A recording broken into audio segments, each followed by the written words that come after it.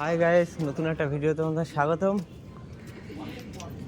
আজ পায়রাগুলোকে বমি দিয়েছি।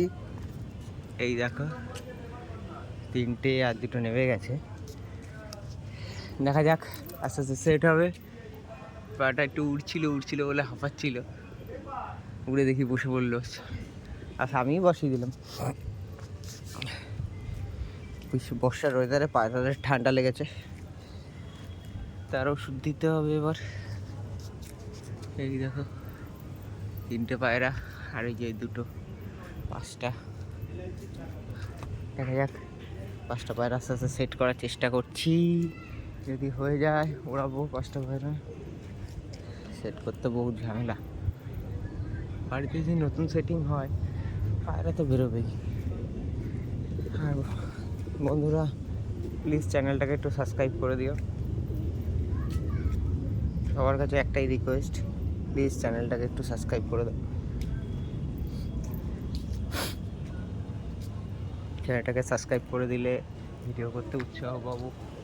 প্লিজ যারাই দেখছো, চ্যানেলটাকে সাবস্ক্রাইব করছো না, প্লিজ পারলে একটু চ্যানেলটাকে সাবস্ক্রাইব করে দেওয়ার একটা লাইক করে দিও। এই দেখো,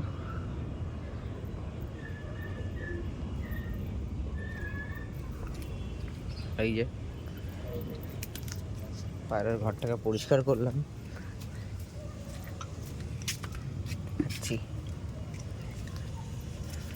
জল দিয়ে ধুলাম পায়রা ঘরটাকে, যা নোংরা করেছিল।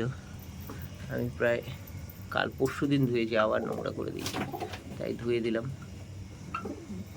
বর্ষার ওয়েদারে তো পায়রার ঘর নোংরা হবেই, এটা বলে লাভ নেই। আর জল তো হবেই, তাও ট্রাই করি যতটা পারো। বাচ্চা হয়েছে আরও তিনটে চারটে বাচ্চা হয়েছে, দেখা যাক কীরকম বাচ্চা হয়।